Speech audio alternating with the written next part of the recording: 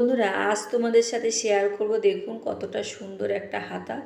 হাতা কাটিং থেকে সেলাই থেকে দুটো একসাথে দেখাবো। প্রথমে আমি হাতাটা কাটিং করে নিয়েছিলাম, আর এদিকে 2 ইঞ্চি থেকে দাগ দিচ্ছি। এবার ওপর থেকে 2 ইঞ্চি ধরে এইভাবে প্রত্যেকটা 2 ইঞ্চি দাগ দিচ্ছি। দেখুন বন্ধুরা, এদিকে 2 ইঞ্চি থেকে দাগ দেওয়া হয়ে গেছে। ওপরের দিকে আমি একটু দেখুন ওপরের দিকে 2.5 ইঞ্চিতে রাখছি, রেখে এরভাবে পয়েন্ট করে নিলাম। পয়েন্ট করে নেওয়ার পর নিচের দিক থেকে ওপরে কোন মন্দির টাইপের এইভাবে স্কেল ধরে কেটে মানে পয়েন্ট করে নিচ্ছি। দেখুন বন্ধুরা, ঠিক এরকমই যেমন মন্দিরের মতন হয় সেরকমইভাবে হচ্ছে। এবার এখান থেকে যখন দাগ দেওয়া হয়ে যাবে তখন এটা কাঁচি ধরে কেটে নিতে হবে। আর এটা দুটো হাতা একসাথেই কাটিং হচ্ছে বন্ধুরা। দুটো হাতা একসাথে এইভাবে লাইলিনটা কেটে নিচ্ছি। দেখুন লাইলিনটা কাটা হয়ে যাচ্ছে আর এই ডিজাইনটা বেরিয়ে যাচ্ছে এইভাবে। এবার ডিজাইনটা যখন এইভাবে কেটে নিচ্ছি, কেটে নেওয়ার পর একটা হাতাকে সরিয়ে রাখতে হবে। সরিয়ে রাখার পর আর এর দিকে দেখুন বন্ধুরা, এইভাবে কেটে নিতে হবে। কেটে নেওয়ার পরে এটা সময় একটু বেশি লাগছে, কেননা এটা যেহেতু মেশিনের উপরে ফেলে কাটা হচ্ছে না, এটা টেবিলে কাটা হচ্ছে না, শর্ট জায়গার মধ্যে। আর এদিকে কাটা হয়ে গেছে, কতটা সুন্দর হয়ে গেছে। একটা হাতা সরিয়ে রেখে দিয়েছি। এবার এটা হচ্ছে মেন কাপড়ের উপর বসিয়ে দিচ্ছি। লাইলিনটা বসিয়ে দিয়ে এইভাবে সেলাই করে নিতে হবে। প্রথমে আমি সেলাইটা করে দিচ্ছি, যেখানে কোণ আছে কোণের জায়গায় বসিয়ে দিতে হবে। বসিয়ে দিয়ে সব প্রত্যেক কোণের জায়গায় সুচটা ডাবিয়ে দিতে হবে। ডাবিয়ে এইভাবে কোণটা ধরে ধরে সেলাই করতে হবে। আর যারা নতুন আছো তারা যদি এইভাবে না পারো, তারা প্রথমে পিন পাওয়া যায়, তো পিন মানে আটকিয়ে এইভাবে সেলাই করে নিতে হবে, কেননা কাপড় সরে যাওয়ার ভয় থাকে। আমার তো অনেক দিন থেকে আমি করছি, আমার অসুবিধা হয় না, তাই আমি কোনো রকম পিন আটকাইনি। আর এইভাবে কোণে কোণে জায়গায় এইভাবে ঘুরিয়ে ঘুরিয়ে সেলাই করে নিতে হবে। আর এটা আমি প্রথমে কেটে নিতে পারতাম দুটো মুখ আলাদা করে, কিন্তু কাটিনি, একসাথে এই ডিজাইনটা করে নেওয়ার পর মাঝখান থেকে কেটে নেবো।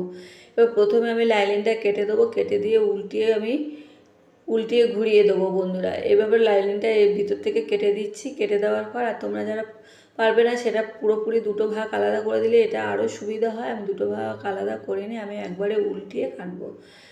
এইভাবে প্রত্যেকটা কাপড়, বাড়তি কাপড়গুলো কেটে দেবো। কেটে দিয়ে দেওয়ার পরে এইভাবে আস্তে আস্তে উল্টে দিতে হবে। এবার লাইনিংটা ভিতরের দিক থেকে বাইরের দিকে বের করে দিতে হবে। দেখুন এইভাবে যেমনভাবে আমি উল্টাচ্ছি এইভাবে উল্টিয়ে দিয়ে, আর কোণের জায়গাগুলো একটু কোনো একটা পিন টিন দিয়ে বা একটা কোনো স্ক্রুড্রাইভার দিয়ে এইভাবে কোণগুলো তুলে দিতে হবে। আর এবার আমি প্রত্যেকটা কোণ এইভাবে তুলে দিচ্ছি। তুলে দেওয়ার পর একটা স্ক্রুড্রাইভারের সাহায্যে এইভাবে তুলে দিচ্ছিলাম, কোণগুলো বের করে নিচ্ছিলাম। এইভাবে তুলে দেওয়ার পর এবার প্রত্যেকটা এগুলো আমি এইভাবে করে সমান করে ভাঁজ করে দিচ্ছি। আর প্রত্যেকটা কোণ এইভাবে দেখুন বন্ধুরা, এবার মাঝখান থেকে এইভাবে সমস্ত কোণগুলো তুলে দিচ্ছি। আর এটা একটু সময় লাগবে, সময় নিয়েই করতে হবে বন্ধুরা, এটা তাড়াহুড়ো করলে হয় না। আর এইভাবে তুলে দেওয়ার পর এবার কেটে নিয়েছি। দেখুন এবার প্রথমেই কেটে নিলে হতো, কিন্তু আমি প্রথমে কাটিনি। আর এদিকে ওপর থেকে একটা চাপ সেলাই দিলে জিনিসটা ভালো বসে যাবে, ডিজাইনটা বসে যাবে। এইভাবে ওপর থেকে চাপ সেলাই একটা দিয়ে দিচ্ছি। ওপর থেকে একটা চাপ সেলাই দেওয়ার পর সেম আমার উল্টো দিকে যেটা আছে সেটা ওরকমভাবে চাপ সেলাই দিয়ে দিতে হবে। আর ঠিক এরকমই ঘুরিয়ে ঘুরিয়ে চাপ সেলাইটা দিতে হবে। এদিকে আমার চাপ সেলাই দেওয়া রেডি হয়ে গেছে। এবার কাপড়টা মেন কাপড়ের সাথে জমিয়ে নিতে হবে। চারিদিকে ঘুরিয়ে যেমনভাবে লাইনিং কাটা আছে ওইভাবে ঘুরিয়ে সেলাই করে নিতে হবে। এবার বাড়তি কাপড়গুলো কেটে বাদ দিতে হবে। বাড়তি কাপড়গুলো এইভাবে কেটে বাদ দিয়ে দিচ্ছি। দেখুন বন্ধুরা, সেম আবার পরের পার্টটা ওই একইভাবে করে নিতে হবে। করে নেওয়ার পর ওইভাবে কেটে বাদ দিতে হবে। কেটে বাদ দিয়ে এবার দেখুন বন্ধুরা, এটা হচ্ছে মেন। এবার ওপর থেকে এইভাবে সমান করে ধরে এইভাবে জয়েন করে নিতে হবে। দেখুন এইভাবে সমান করে ধরে নিচ্ছি, ধরে এইভাবে ওপর থেকে একটু সেলাই করে দিচ্ছি। ওপরেরটা জয়েন করে দিলাম। জয়েন করে নেওয়ার পর এবার নিচের দিকটা সেলাই করে নিতে হবে। নিচের দিকটা ওইভাবে ধরে সমান করে ধরে ওপর থেকে এরকমইভাবে সেলাই করে নিতে হবে। সেলাই হয়ে যাবে। এবার আমি একটা পাড় বসিয়ে দেবো, একটা গোল্ডেন পাইপিং এবার নিচের মোহরিতে বসিয়ে দেবো বন্ধুরা।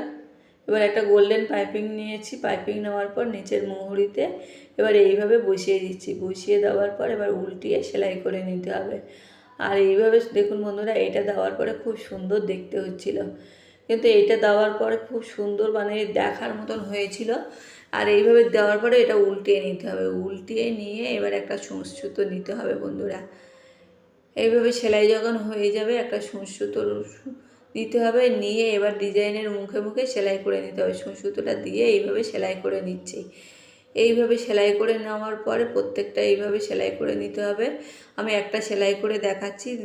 এইভাবে সেলাই করে নিয়ে এবার একটা ওপর থেকে গোল্ডেন বল দিতে হবে। আমি গোল্ডেন বল দিয়েছি, এখানে বোতামও লাগাতে পারো, আমি এখানে গোল্ডেন বল দিয়েছি। এইভাবে প্রত্যেকটা বরফিতে এইভাবে গোল্ডেন বল লাগিয়ে নিলে আমার রেডি হয়ে যাবে হাতা। কেমন হয়েছে বন্ধুরা আজকের হাতাটা? যদি ভালো